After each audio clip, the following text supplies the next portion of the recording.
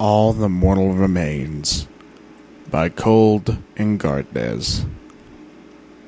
Not much, is it? Spike said. He wiped his claws on his scaled belly, apparently attempting to clean them, but all he managed to do was smear the ash around a bit more. I guess it could have been worse. I swallowed the lump in my throat. It could have been much worse. Ponies could have died. The whole world could have fallen to Tirek, and the future would have held nothing but ghosts and entropy, a wasteland named in his honor, and an unbroken silence extending on forever. It could have been the end of everything I ever loved. Seen in that light, the loss of one oak tree wasn't so bad. Even if that tree was a library filled with thousands of books, or if that tree held all my worldly possessions. Even if that tree was my home. It's just things, Spike, I said. Things can be replaced. Ponies can't. Or dragons. I leaned over to place a quick smooch on his forehead before he could draw away. He hated that mushy stuff, especially in public. Who? Owlicious hooted from his perch on a nearby gutter. Or owls. 3 days has passed since defeating Tirek, and I had slept maybe 5 hours between them. Fatigue was starting to weigh me down, and I knew if I looked in a mirror, the image peering back at me would be a real fright. Bloodshot baggy eyes, a mane all askew, and feathers sticking out every which way out of my wings. In other circumstances, my friends would have dragged me to my bed, or to the spa in Rarity's case. But these were unique circumstances. 3 days, and my tree, my library, and my home was still smoldering in the town square. A pale blue haze redolent of the failed chemistry experiments of my youth hung over it whenever the breeze died down, and I couldn't get the stink of the ashes out of my nose. My coat was no longer lavender. It had long since taken on an ugly mottled gray color from digging through the ruin.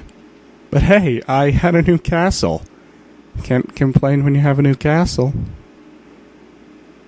You okay, Twilight? Spike asked. I'm fine. I swiped a fetlock across my cheek. Sorry, this stuff, stings my eyes. Yeah. He cleared his throat. So you want to keep digging or head back to the castle? I gave the wood crates lined up behind us a glance. Virtually the entire town had turned out to help us pick through the wreckage of the tree the first morning after the battle. But all those hours had yielded rarely more than a cart full of salvage. The second day yielded even less. 100 ponies working from sunrise to sunset found a meal full of books with charred covers. I'm not ashamed to admit that I cried a few times. That must have been the town's cue to let me grieve in peace.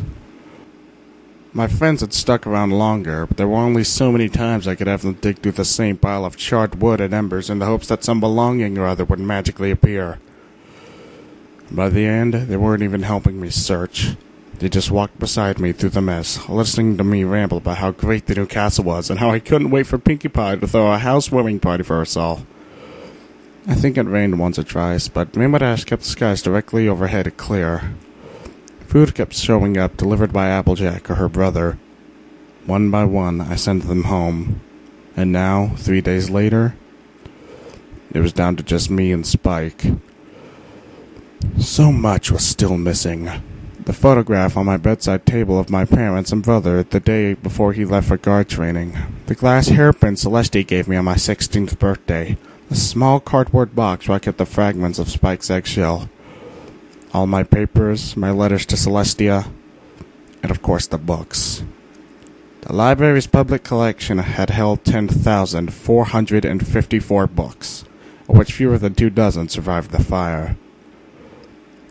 I wasn't going to find any of those things. They were gone, and I was just fooling myself by staying out here poking through the debris. I was, apparently, the last pony in town to realize this.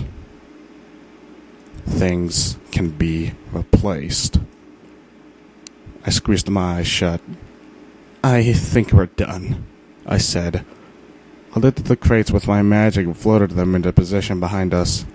Come on, let's go home. 1 long bath, 2 plates of honey-roasted oats with sorrel garnish, and 9 hours of unbroken, dreamless sleep later. The world felt like a better place. The sun was up. I could see it streaming through the gap in the curtains drawn across my bedroom window, but I had no idea what time it was. Not that I particularly cared either. The bed was just too comfy. Sadly, the universe didn't let me sleep in. A loud crash echoed through the castle, followed by what sounded like an argument. Stone walls carried sound much better than my old wood home, and I could pick out Rainbow Dash and Spike's voices. I mumbled under my breath and dragged my still sleepy body out from under the warm, soft blankets, promising them I'd be back soon. Sure enough, Spike and Rainbow Dash were in the main hall, bickering about something or other.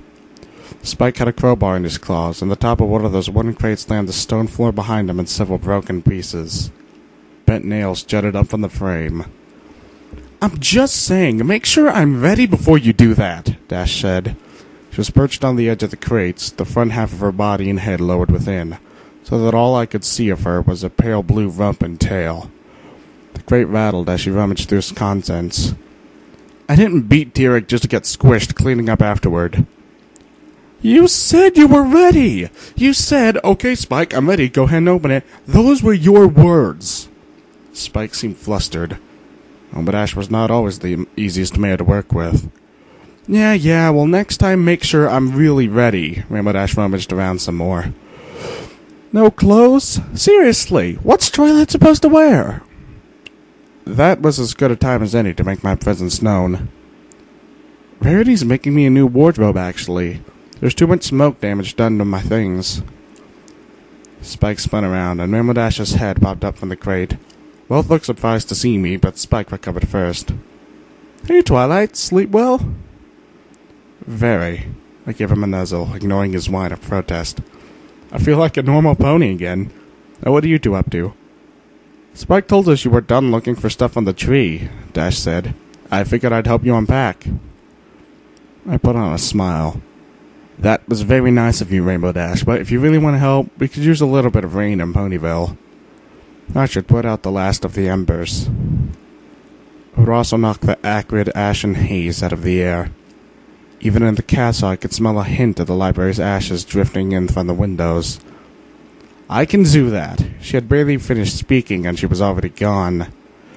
The wind thrown off by her wings tossed my mane askew. Spike raised an eyebrow. "What?" I said. "It's true." He tapped his foot. "Okay, fine. It's just... This is our stuff, Spike. I know she means well, but this is going to be hard enough without explaining every broken thing we found and why it's important." I reached into the crate with my magic and grabbed the first thing I felt. A marble bookend in the shape of a deer. It was blackened and chipping, but it would still hold books upright on a shelf. For a moment, just a brief flash in my mind's eye, I saw the look on my mother's face when she gave it to me for the 5 books on the little shelf beside my childhood bed. Spike must have noticed my pause. His expression softened. "Yeah, I guess. It is pretty personal. So, how do you want to do this?" I let out a shaky breath, and I might have frozen there, but my neurotic need for organization came galloping to the rescue.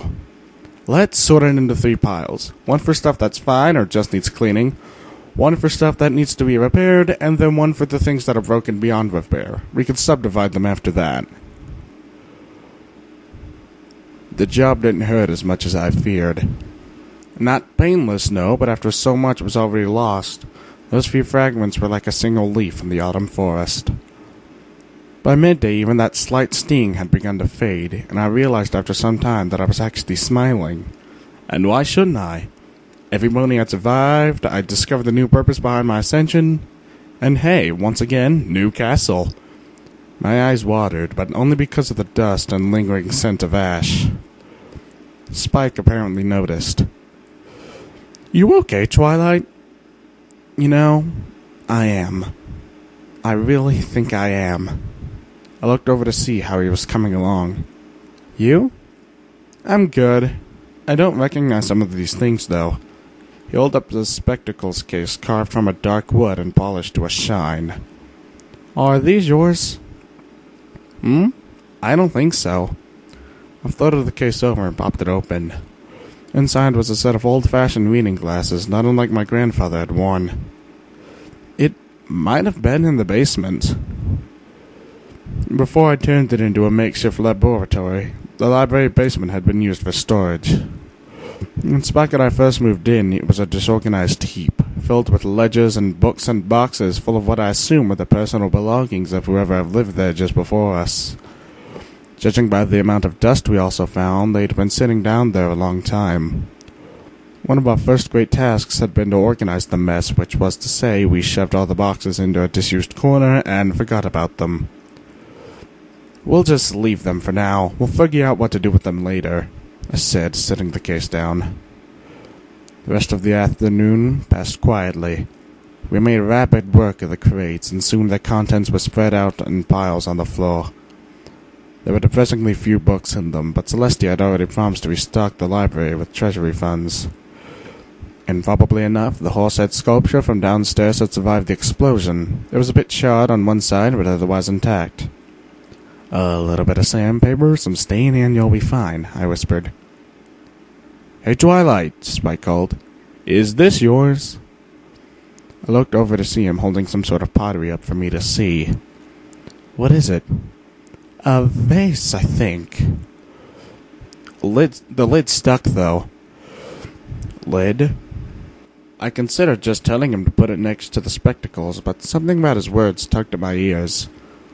I frowned and trotted over to see what he'd found. It was indeed a vase, painted a faded yellow with brownish-red filigree. There had been a handle on it once, but now only cracked stubs remained, revealing a fine white porcelain beneath. I spun it around, curious. I felt something like sand shift within. On the other side, somebody had painted the image of an open book, one page lifted in the process of turning. It was a cutie mark. I gasped and dropped the vase, my magic flickering out in a moment of shock, and I caught it with my hooves just a few inches above the stone floor. A cold sweat broke out under my coat as I realized what I'd almost done. Spike blinked at my display. "What is it?" "It's an urn," I mumbled. I set the vase down with my shaking hooves and backed up a step. "It's a pony." An hour later we were in the castle's kitchen, which was about 5 times too large for my needs. 4 freestanding counters stood in rows as long as the entire main room of my old library.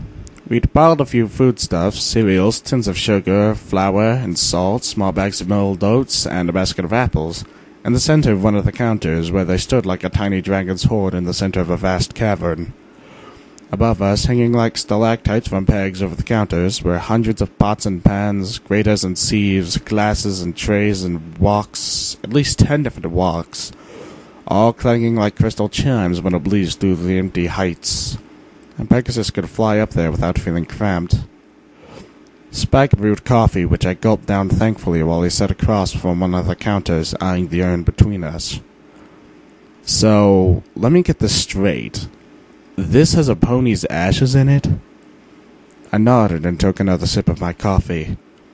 Ashes and powdered bones. He glanced between the urn and me. "So we've had a dead pony in our house for the past 4 years? That doesn't sound right." "It's not." I run my muzzle, hoping to forestall a headache. The ashes should have been scattered somewhere of emotional significance to the deceased or interred in a shrine. They definitely should not be in a box in the basement. I may have yelled that last part. Spike leaned away, his eyes wide. "Sorry," I mumbled. "This is just unexpected. Really unexpected." He waved a claw. "It's okay. Stupid question, though. Who is it?" "I'll have to check the vital records in the town hall to be sure, but I think I already know the answer." I traced the tip of my hoof over the cutie mark emblazoned on the urn. "Page Turner. He was the previous librarian. Passed away a few years before we arrived." Sometimes it was easy to forget that Spike and I were newcomers in Ponyville. For all those residents had accepted us with open hearts, Ponyville had existed long before we arrived. There was a history here we weren't privy to. Earth pony roots went deep, and they were rarely exhumed for the benefit of outsiders. His will should have specified how he wanted his ashes disposed. Otherwise, it's up to his family. We'll find them and hand the urn over. It was a plan. I let out a little breath I hadn't realized I was holding and took a nice long sip from my coffee. Good stuff. Of course, Spike had ruined it for me. If he had a will or a family, how did his ashes end up in our basement? I don't know, Spike. I took another sip. I don't know. I didn't sleep as well that night. I brought the urn upstairs for safekeeping and set it on my writing desk, just below the window overlooking Ponyville. It was a nice view, and in a brief fit of sentimentality, I turned the urn so the Tirek faced outward. I hadn't seen moonlight or the stars or anything but the inside of a dusty cardboard box for the better part of a decade. Tonight we would start to fix that. We'll get you home soon, I said. Silly of me, I know. The urn was nothing more than a vessel containing the ashes of another vessel, one that had long since ceased to hold the spark of life. Page Turner's soul was gone, and he cared nothing for how we poor mortals managed his remains. Still, I made sure the curtains were wide open for him. My rest was haunted by what-ifs and apprehensions. What if we hadn't defeated Tirek? What if I had been just a hair slower fighting him? What if he had smashed me to the ground like a fly and crushed me beneath his hoof? What if we had failed and Celestia, Luna, and Cadence had never learned why we left them to rot in Tartarus? Every time I drifted off, some hazy fear, a grey and melancholy shroud fell over my thoughts, and I kicked and tossed beneath my comfy blankets. I must have fallen asleep at some point, otherwise I wouldn't have been so cranky when the sunlight pouring through the window woke me. The crystal walls refracted the sunlight, filling the bedroom with countless colorful sparks. I groaned and rolled over. It was no use, though. The town was awake, and it wanted me to awake as well. "Rise and shine, princess," I mumbled. What I needed was another hot shower, 20 minutes with a main brush, and a decent breakfast, preferably in that order. After a few stumbles and banged hooves, I found my way into the ridiculously oversized shower stall. It was solid granite with crystal doors, supposedly designed for alicorns, but I was pretty sure it could fit every princess ever at the same time between the spare. And wouldn't that be a sight? A nightmare to schedule, though. Spike was nowhere to be seen when I made it downstairs. A note written in his neat script said he was out running errands, and that there was a pot of cinnamon sugar oatmeal warming on the stove for me. Best #1 assistant ever. There weren't many ponies in the town hall at that hour of the morning. Red Tape waved as I passed his desk on the way to the archives. The vital records department of the town hall contained every birth, death, and marriage certificate filed in Ponyville all the way back to the town's founding nearly a century ago. It was a lot of records, but Earth ponies were famously meticulous when it came to paperwork, and so everything was neatly arranged in a series of tall filing cabinets. It took less than a minute to find every official document with Page Turner's name on it. Which is to say, I found exactly one. A death certificate, filed 9 years ago. A pencil sketch of his cutie mark, an open book with one page being turned, held a large box beside his name. The line for next of kin was conspicuously blank. That couldn't be right. "Mr. Tape?" I yelled through the door. "Can you help me with something?" A few seconds later, he stuck his head in. "Of course, princess. What do you need?" "I'm looking for anything about Page Turner, the old librarian." "All I could find is a death certificate." He trotted over. "Oh, yes, I remember him. Moved to Ponyville a few years before I was born. I doubt you'll find anything else, though. Never married, and I don't think he kept a will." I blinked. What happened to his house and all of his stuff?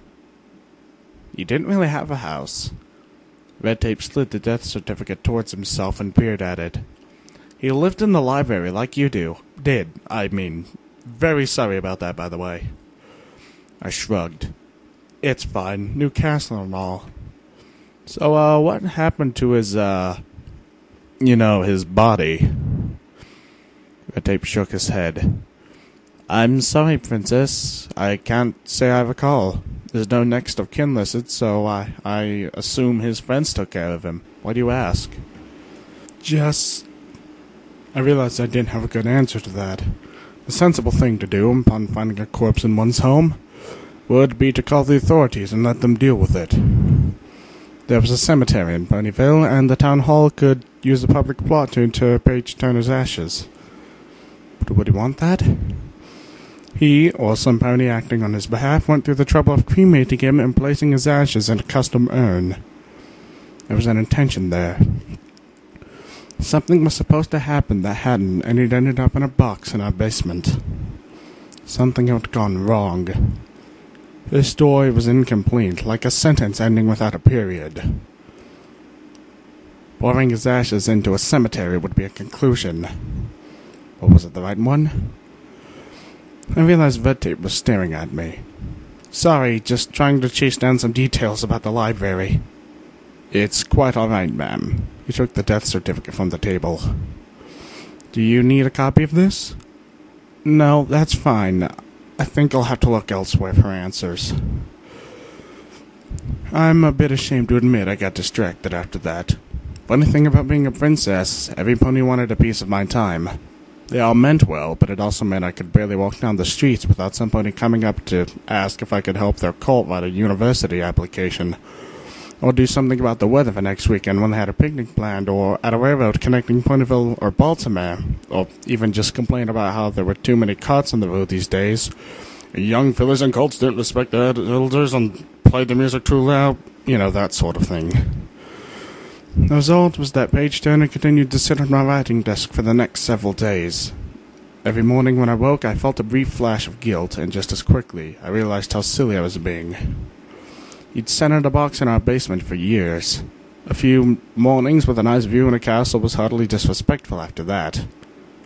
And yet, my writing desk wasn't where he belonged. There was a place for him, somewhere out there. I just needed to find it. More and more, I found my thoughts circling back to that urn.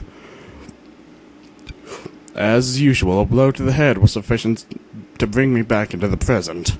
Ow! What the heck, Rainbow? You zoned out again, Rainbow Dash said. She hovered next to me, a few 100 feet above the meadows outside Ponyville, where we held our weekly flying practices. You know what happens to Pegasi who don't pay attention when they're flying. I hazarded a guess. They crash? Yeah, and if they're lucky, they're the only one who gets hurt. If they're unlucky, they might land on some pony or hit a house or a school. Her frown softened after a moment. Are you okay? You seem a little out of it. Sorry, just thinking about some things. The tree, mostly. Dash blinked at me. The tree? Oh, yeah, the library. Come on, it's been like a week now, Twilight. You already have a new place. Seconds passed. I stared at Dash, my lips parted ever so slightly. Only the now instinctive beat of my wings kept me from falling out of the sky. Pegasi live in the clouds. A more thoughtful part of my mind whispered. Of course they did not attach as much meaning to their homes. They drifted away with the wind, and it only took a few hours for them to shape a new one. Dash must have realized her misstep. Her ear sagged, and she reached a hoof behind her head to scratch at her mane. It's fine, I said before she could go any further. You're right, the castle is great, but it feels odd sometimes. I'm not used to it yet. Oh. She frowned and stared down at the ground for a moment before looking back at me, her eyes wide with the spark of an idea. Her ears perked back up and she grinned. Hey, you could live with me! What? Yeah, you're Pegasus now. You need a cloud home, not a castle. But I've got an extra room you could have and a kitchen. You could cook, right? I think I have a stove or something. We could share the bathroom because I usually sleep in most days, so it won't matter if you use all the hot water and Rainbow Dash. I stopped her with a light touch of my hoof on the tip of her muzzle. That's very sweet of you to offer, but I can't live in a cloud home. What? Why not? seemed taken aback by the very suggestion. Well, for one, where would Spike live? I gave her a moment to process that. And I'm supposed to be a princess now, remember? All the other princesses live on the ground so they can be with their ponies. I need to do that too. Yeah, but... She stared at the ground, frowning. Well, okay, but you can live with me anytime you want if the tassel gets too stuffy. Thanks, Rainbow. I tried to give her a friendly nuzzle, but my hovering skills were still a bit rough, and I just bumped her with my nose a few times. I think she got the idea, though. Do you mind if I ask you something? Sure. She flapped effortlessly over to a nearby cloud, plopping down on it and rolling around to get comfortable. What's up? I followed with significantly less grace and nearly fell off the cloud trying to land, managing to scrabble up the side with the help of my hind legs. Hopefully no pony on the ground saw that. Do you remember Paige Turner? Dash's face was blank for a moment, but then her eyes widened with recognition. The old librarian? Mm-hmm. Can you describe him? I guess. Yellow coat, kind of a brown mane. I think his key to mark was a book. I already knew that, but I nodded. What about him as a pony? Oh. Dash leaned back on the cloud. Beats me. He was old, Twilight. I don't hang out with old ponies. You must have seen him around, though. Not really. I never saw him outside the library unless he was at the store or something. He never did the running of the leaves or winter wrap-up. He didn't even give out candy at Nightmare Night. Who doesn't give out candy at Nightmare Night, Twilight? Bad ponies, that's who. I rolled my eyes. You don't give out candy at Nightmare Night? Yeah, 'cause I'm busy. That's debatable. What else? She shrugged. I don't know. He didn't go out, didn't hang out with friends. All he cared about was his books. Oh man, he got so mad when somebody heard his books. Kinda like you, I guess. That's a normal reaction for a librarian, I said, to keep my voice level. And how would you know about hurting books? Well, you know... Dash rubbed the back of her neck with hooves, suddenly unable to meet my eyes. I may have flown into the library a few times, knocked over shelves and stuff. It happens. I groaned. Cleaning up the library after Dash's visit was hard enough with my magic. I couldn't imagine an elderly earth pony having to do it. Did you at least help him pick up? Nah, he wouldn't let me. Kept trying to give me books instead. She snorted. As if, right? Rainbow, you love books. Well, She paused. How I do, but Daring Do was a do back then. He had, the Wizard of Something Sea. The Wizard of Earth Pony Sea? I perked up. That's a classic. If you like Daring Do, I think you'll love it. Now she looked interested. Really? Do you have a copy? I opened my mouth to say that, of course I had a copy, that I had a personal signed first edition, as well as 2 copies in the young adult section of the library proper. And I remembered that all those things were gone. My throat closed, and it was all I could do to whisper an answer. I'll have to check. Dash must have realized the same thing. She bit her lower lip and crawled across the cloud to give me a pat on the back. Sorry, I wasn't thinking. It's fine. I cleared my throat. Let's try some more flying, huh?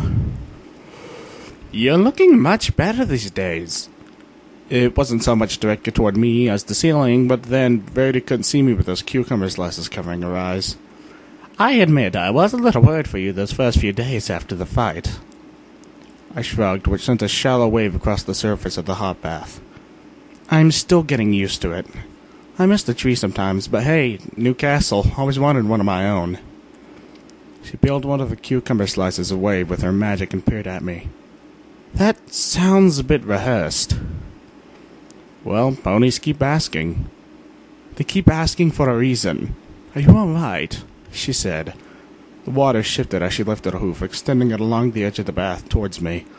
It stopped just a few inches short of my shoulder, and I could imagine leaning towards it, closing the distance to a touch. I glanced away. Yeah, I'm fine. There was a pause before she sighed. Very well. You know we're here for you. She replaced the cucumber slice and leaned back against the side of the tub. It wasn't the largest bath in the spa, but there was more than enough room for the two of us to soak in peace. At some unheard signal, Rarity sighed and pulled herself out of the tub. Her coat was plastered flat, revealing curves and angles that normally lay hidden. And her mane and tail were likewise sodded, hanging down in amethyst curtains that were almost black against her snow-white body.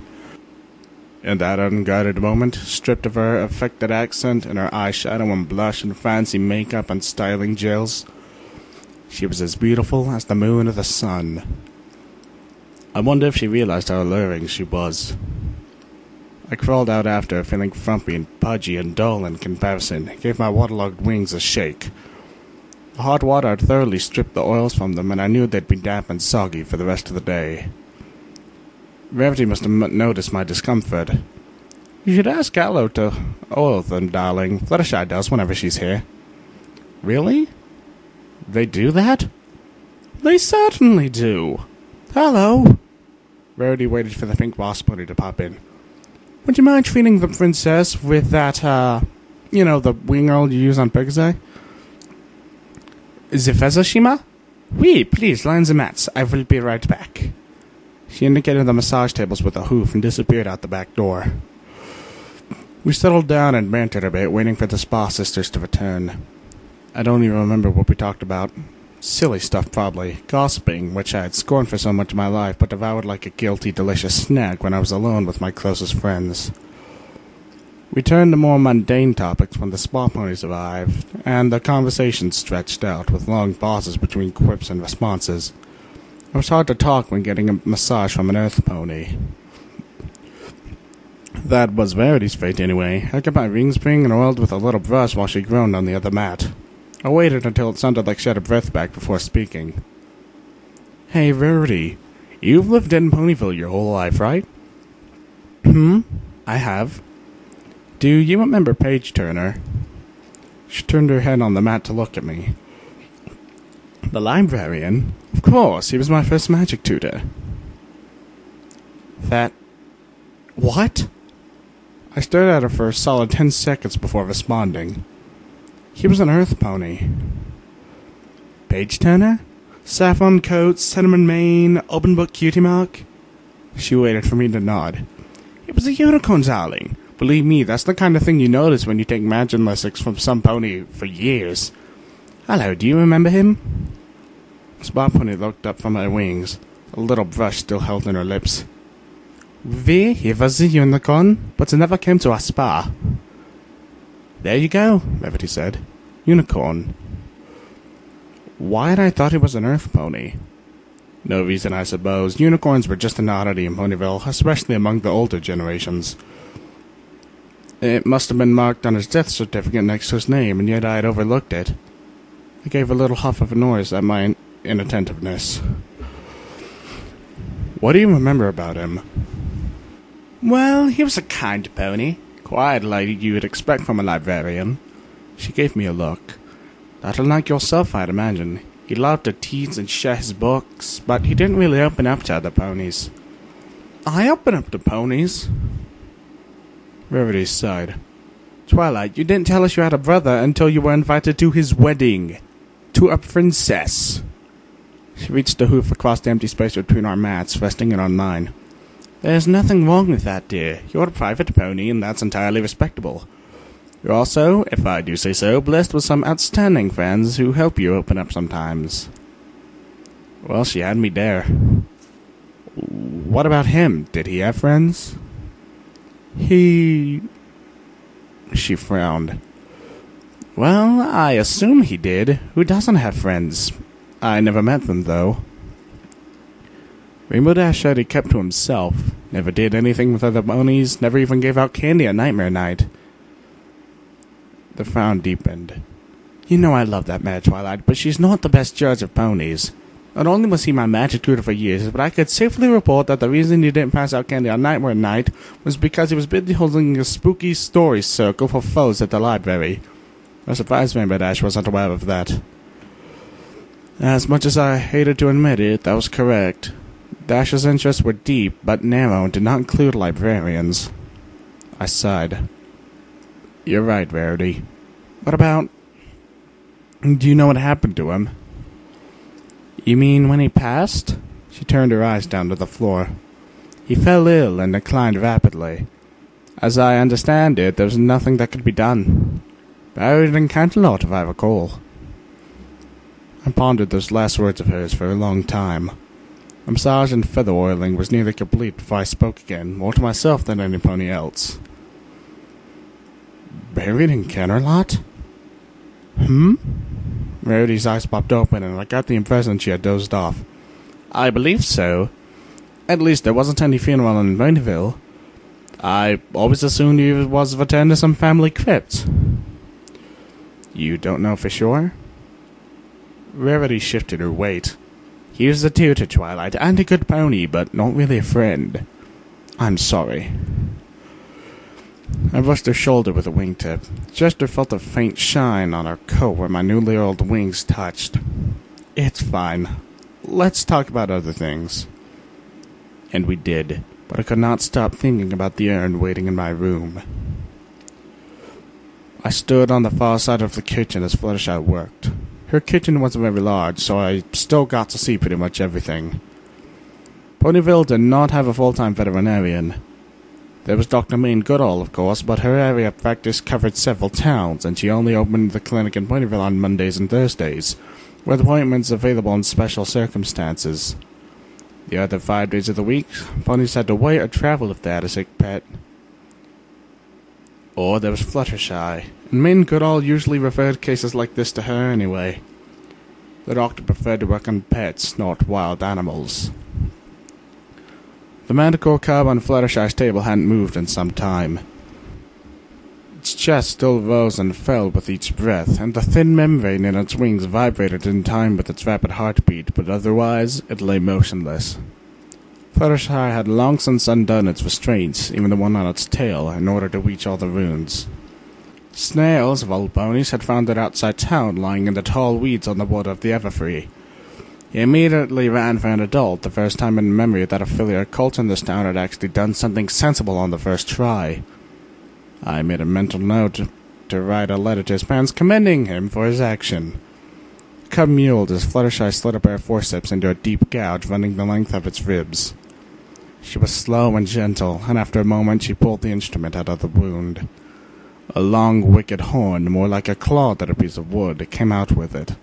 She set the bloody thing down in a ball and pressed a clean gauze pad against the cub's side. Timberwolf? I kept my voice low, just above a whisper. Fluttershy nodded. They are competitors.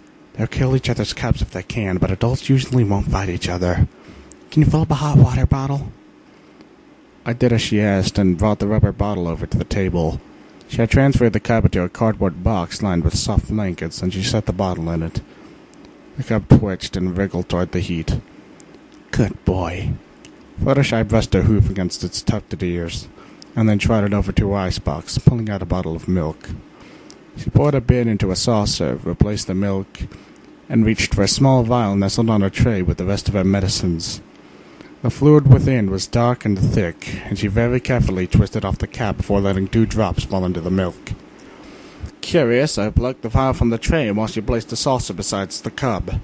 The vial was unlabeled, but a quick sniff was enough to confirm my suspicion. I nearly gagged on the bitter scent. Laudanum. That's strong stuff. Does it really need it? I asked. I'd give him something stronger if I had it. He's still hurting. I followed her to the bathroom. It wasn't big enough for the both of us, so I stood outside while she washed her hooves. They were flecked with blood. Not much, but it stood out against her yellow coat and turned the water pink as she rinsed it away. Will it be okay? I turned back to the box. Fluttershy shook her head. No. He'll die tonight.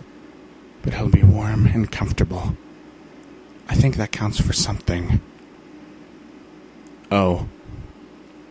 I wasn't sure how I was supposed to feel about that. Manticores were wild animals, and they weren't exactly friendly towards ponies.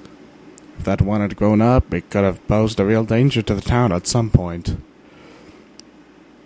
But that was hard to reconcile with the mewling, wounded cub I had just tucked in for the night. I took a deep breath, and then another. Fluttershy's eyes flickered towards me as she dried her hooves. "Would you like some tea, Twilight? I've found it helps me relax after days like this." I glanced at the window. The sun had already set, and the warm glow of a distant streetlight painted the edge of the trees outside. "That sounds wonderful." A few minutes later, we were settled on her couch. She sipped her tea with closed eyes. I stared down into my cup, lost in the swirling weaves. She spoke first. "You seem distracted lately." "Well, you know." I took a sip. "It's been one of those weeks." "Would you like to talk about it?" I took another sip. "Maybe." "Have you ever felt like you had to do something, but weren't sure why?" Fluttershy's eyes opened, and her head turned just a fraction of an inch back towards the kitchen. "I think I know what you mean, yes." "That's good to hear." I waited until her eyes returned to mine before continuing. "What do you remember about Paige Turner?" She stared at me for an uncomfortably long time before answering. "I'm sorry, Twilight. I don't remember much about him. He seemed like a very nice pony, though. Very bookish." "How did he die? Was he warm and comfortable?" "Pneumonia. He was very old. It isn't, uncommon." "And was he buried in Canterlot?" Fluttershy tilted her head and spent a moment in apparent thought. "I don't think... No, he was cremated. I remember that. He'd surprised a lot of ponies." I could see that. Cremation was rare among earth ponies and uncommon for unicorns. Only Begasi routinely burned the dead. "Do you know why?" "His family requested it, I assumed.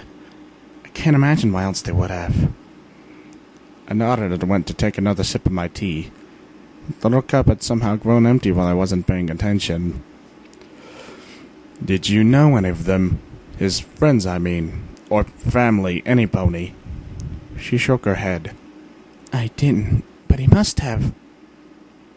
She lowered her eyes to the couch and her mouth fell open. The silence extended between us, and when she spoke again, her voice was soft. "He must have had a family.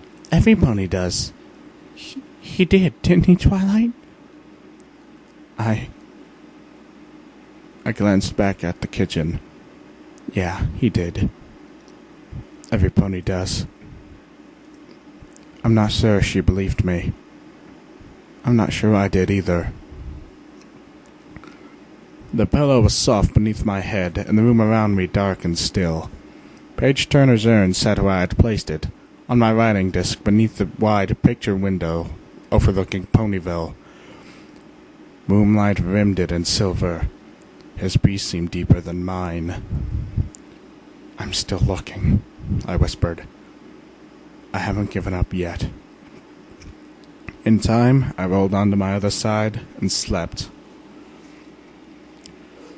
I never really grasped why Applejack sold apples from a booth in Ponyville Square.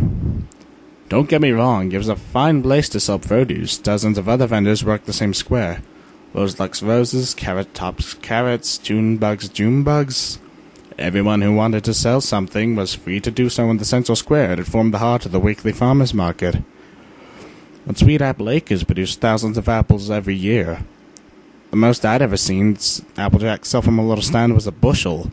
The rest she boxed up and put on trains for the big cities or turned into cider or made it into jam or did whatever else that was the Apple Clan did with all those apples. A booth couldn't have sold more than 1/10% of a yearly crop. Tradition was all that she said when I asked. Apples had always sold apples in the town square, and it seemed that they would until the world ended, if Applejack had any say in it. Which, given how many times she'd helped me save the world, I suppose she did. Paige Turner, of course I remember him. Good pony. Applejack leaned against the front of her booth. There hadn't been any customers in the past 10 minutes or so. Did he have a family? I asked.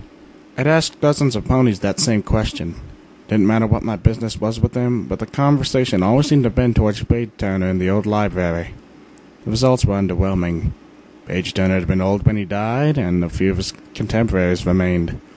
They all knew something about him, it seemed, but no two stories added up. It was like there were a dozen different Page Turners, one for every pony he knew.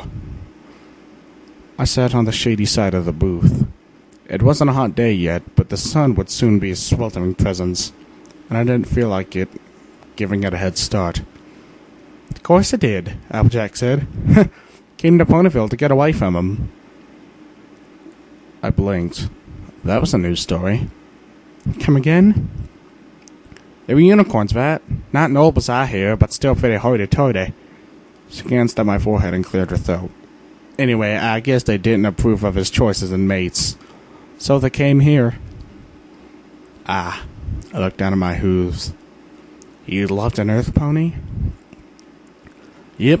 Nothing wrong with that nowadays, of course, but that was, gosh, at least 50 years ago. Not all ponies back then approved of such things, especially unicorns. No offense. I waved a hoof. It was, sad to say, true. None taken. So what happened to them? Not rightly sure. He left her, or she left him. By the time I was born, it was just him. That was around the time the library moved into your old tree. My ears perked up at that. I just assumed the library had always been in the tree, though now that I thought about it, that was obviously not possible. Where was it before? Didn't have one. Library was just a bookshelf in the town hall. It was his idea to have a real building for it. Well, real tree anyway. I turned the center of the town just a block away. From here, I would normally have seen the huge crown of the library tree, towering over the thatched roofs all around. Its absence was like a missing tooth, and I felt a twinge in my heart. That was his idea? I asked. Yep.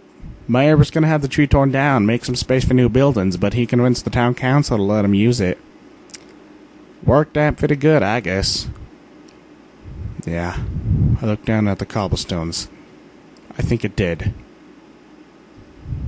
So then he says, I'll have what she's having. Pinkie Pie finished the joke and bursted into laughter. She clutched her forelegs around her barrel and tipped onto her side, rolling onto the ground, and finally finished with a snorting giggle. At least I'm pretty sure she did. I was lost in the depths of my hot chocolate. They make the best hot chocolate at Sugar Cube Corner, with real chocolate and cream, and those little marshmallows that float on top until they slowly dissolve. I stared into my chocolate, and eventually I felt her body pressed against mine in a gentle hug. She peered over her shoulder into my cup. See something you like? I smiled. Sorry, just thinking about something. You've been through a lot lately, haven't you? Want to talk with Aunt Pinkie about it? Depends. I took a sip of the hot chocolate. Just a small one. It was still hot, nearly scalded my tongue. Do you remember Page Turner? She nodded. Yep. He was weird. Librarian who didn't like books. I turned my head towards her. What do you mean? His talent was books, right? Like minus parties? She gave her cue mark a slap, sending a ripple through her whole body. But did he share books? No, he made people check them out and return them. That's how libraries work, Pinkie. Well, libraries are doing it wrong. She gave a firm nod as if that settled the matter. But otherwise, he was a great pony. Liked to bake, too. I spent a lot of time helping him. I sat up. You did? Mm-hmm. Why? Didn't he have any family? My question must have come across more intently than I thought. Pinkie leaned away, her ears perked. She shook her head, and I felt my hopes deflate. He didn't like to talk about his family. I guess he didn't like them too much. After Golden Oaks died, he was all alone. Her ears flopped down to her cheeks, and she turned away, her eyes tracing the lines on the wood and grain of the table. Golden Oaks? His special sun pony. They moved here together, but she passed away before I was born. He said she was beautiful and kind, and he didn't know why she had to go. Pinky's voice was soft, absent of normal exuberance. I closed my eyes. I already knew the answer, but something demanded I ask anyway. What was her special talent? She loved trees. She could make them grow in any shape she wanted. Pinky rubbed the table with her hoof, buffing away an imagined speck of dirt. He said the library tree was her idea, so their two passions could always be together. For a moment the scent of ashes was back, and I shook my head to clear away the memory. Eventually, I finished my hot chocolate and left. So, yeah, they say it's not really crazy to talk to graves or shrines, or urns, I guess. Because even though I know there's nobody listening, and I'm really just talking to myself now, it's socially and psychologically acceptable to hold this conversation. That it's a way to provide closure. The urn holding Page Turner's ashes said nothing in response. I didn't expect it to, of course. That would be crazy. I cleared my throat. I guess I'm saying this as much for me as for you, but I want you to know that I tried. I checked every record. I asked dozens of ponies. I'm starting to wonder if maybe you wanted it this way. To be as private in death as you were in life. I barely know more about you than I did 2 weeks ago, but I know that you loved, and you were loved. I'm not sure anything else matters. I reached up and turned the urn a fraction of an inch, making sure the key I painted on its side faced directly downward from its niche. Noted on the wall, a silver plaque proclaimed this to be Page Turner and Golden Oaks Memorial Library. I still don't know how you ended up in my basement or who put you there. Maybe that was your plan all along. If it was, I hope you don't mind these new arrangements. I hope Golden Oaks won't mind either. There was a loud thud from somewhere near the castle's entry. Probably another shipment of books. More arrived every day, but the crystal shelves around me were in no danger of being filled. They stretched up, rising higher than any other shelves in the old tree, so high that wings or ladder were necessary to reach the highest levels. There were dozens of them, no two the same shape or size, like snowflakes.